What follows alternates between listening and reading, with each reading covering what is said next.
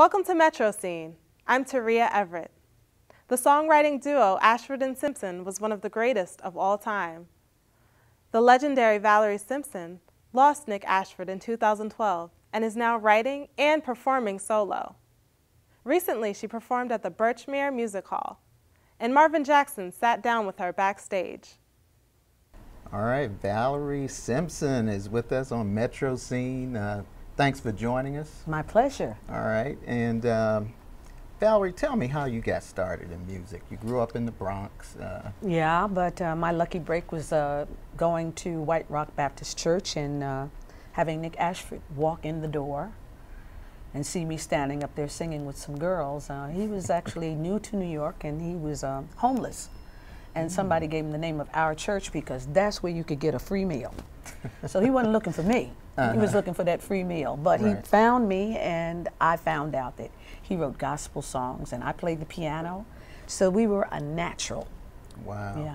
And I've heard that you all were basically working together, and you were friends, but you did not date for a while. No, he didn't have the good sense to realize that I was a woman for him. No, that's not it. I think he thought, you know, I was like, that was my last year of high school, and I think I was a little bit naive, a little bit young. He thought he was a man of the world. He was a few years older than I. And so he kind of put me on a hold for 8 years. Okay. And he was from South Carolina, right? Originally, but he was raised in Willow Run, Michigan. Okay. Now, when did all that change where he realized that you were the woman for him? Golly, it took many boyfriends, bad boyfriends, poor relationships, many love songs that people thought we were singing to each other and we weren't. And then finally, after 8 or 9 years, we came to that crossroad and looked at each other and realized that there was something more than just the music between us. And it was a hard gamble because we had such a great working relationship. I was like, all my other romances had fallen by the wayside. So I didn't want to mess up this good business relationship we had trying to fool around with a romance, but my heart, led me right. And so we went for it. And when you went for it, you guys made some great music together. Yeah. You wrote and you performed. Do you think that your relationship helped with the writing? I do. I think that many songs were inspired by our personal relationship. For sure, Solid, he actually got that off the street from somebody, a guy saying, hey, yo, bro, it's Solid, and then he said, he brought it home and he said, well, that feels like us. Let's work on that idea. Each mistake you forget, and soon learn to trust, not run away. It was no time to play. We built it up and built it up and built it up, and now it's solid as a rock. So, that's one of the ones that really came from us. There are a lot of them, It's funny though, every time we'd have a song about somebody not getting along, they thought we was fighting, so they wanted to attribute everything to us, which wasn't always the case. When we did Love Don't Make It Right, they thought we was ready for the divorce court. Wow. So it's like, people want to put all of their hopes and dreams on you, but in the end, you still got to live your own life, and I'm glad that we were able to do that. All right, well, there had to be some musicians that influenced you and Nick. Who were they? Well, being a piano player, I was very much influenced by Nina Simone because she was just a phenomenal piano player. And also Aretha Franklin, who people don't give credit for, but she is a great piano player. Yes. Great piano player. So I kind of studied the ladies that sang and played. To be perfect.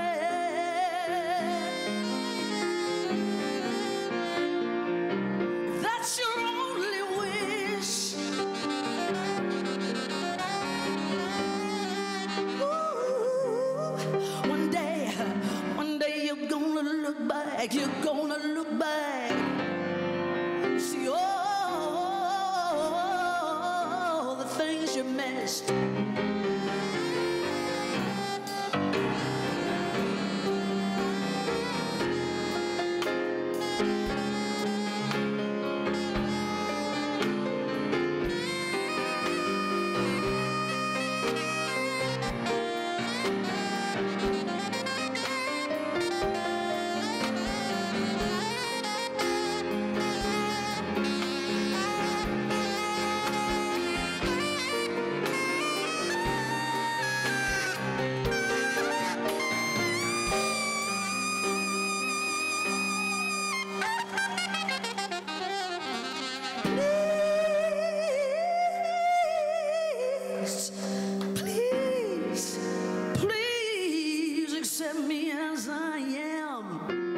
you guys started writing actually for Motown as well, right? And what happened there? How did you all get into Motown? Well, there? Motown actually came to New York scouting talent. Somebody gave them our names, and we were fortunate enough. Well, Nick actually, you know, went up and had a meeting and showed them our demos, which was, you know, just he and I and Jossie Armstead had sung on some demos together of some songs that we wrote. And they were very impressed with what we had done, and they gave us that, you know, that flight ticket to Detroit. That was all she wrote. I was so happy. I was like, you know, it's a writer's dream to have a roster of artists like, you know, a Diana Ross, Marvin Gaye, you know, the Four Tops. You know, they were just sitting there waiting for somebody to give them a song. So we felt we had just hit pay dirt, and it was a great experience. Any like special experience when you were working in Motown? Anything, any story that you can give us? Well, I remember like even our very first production, which was, we finally fought to get a production concept track so that we could produce our own songs. And we went down into Studio A, which is a little studio where all the hits came from. And we were nervous anyway, because this is our first time, you know, producing a song. And Barry told us straight out, he said, all right, you wrote this song, ain't nothing like the real thing. But Harvey Fuqua and them have just had 2 hits. They did Your Ain't No Mountain High Enough, and they did Your Precious Love, which we also wrote. He said, so I can't take away their production just because you want to produce, but I will let you produce, and they will produce your song, and whoever comes out the best will get the release. He said, because I know it's a hit. So we went in the studio and we looked up, and then I saw Smokey Robinson and Norman Whitfield. Everybody's like standing there looking at, are the kids gonna pull it off? Can they do this, you know? But we were lucky, and our production came out really, really strong. So we got the release. So Johnny Bristol and Harvey Fuqua had to back up just a little bit and let us in. That's all we needed. Wow. If you need me, call me. No matter where you are, no matter how far, just call my name. I'll be there in a hurry. On that you can depend and never worry.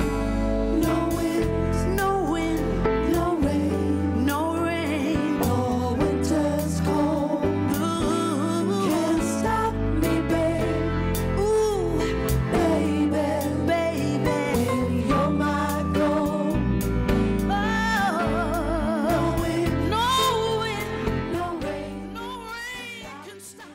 Ain't No Mountain High Enough is my favorite song of Wow. all time. I've heard it by so many people. Yeah, though. I love that. Is that song done by more people than any of your songs? I would think so. I would think that one probably is the most covered, you know, and it's probably been in more films. I know you must follow the sun wherever it leads.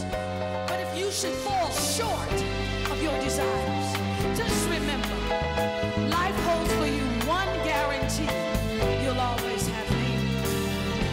And if you should miss my love in one of these old days, if you should ever miss the arms that used to hold you so close, or the lips that touch yours so tenderly, just remember what I told you the day I set you free. Ain't no mountain high enough, ain't no valley low enough, ain't no river wide. You know, I'll tell you an interesting story. Somebody sent me a clipping, and the clipping was the Ravens coach. He was questioned about the night before the Super Bowl game, and the person asked him, they said, well, what did you tell your team the night before the Super Bowl to get them to perform like that? I mean, you know, we didn't expect you were going to pull it out. You know, what did you say to them? He said, I told them, ain't no mountain high enough. Wow. Ain't no valley low enough, ain't no river wide enough to keep us from winning this championship. That thing touched my heart. So I was like, whoa, you know, these words have just reverberated and gone on and now mean something altogether different.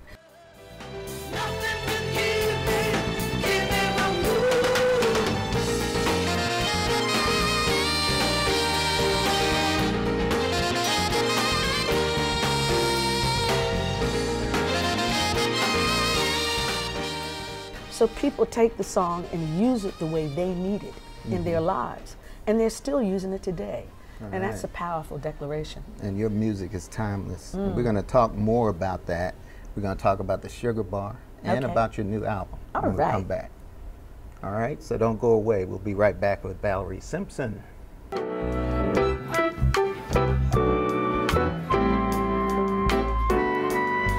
I believed in you, thought what you said was true.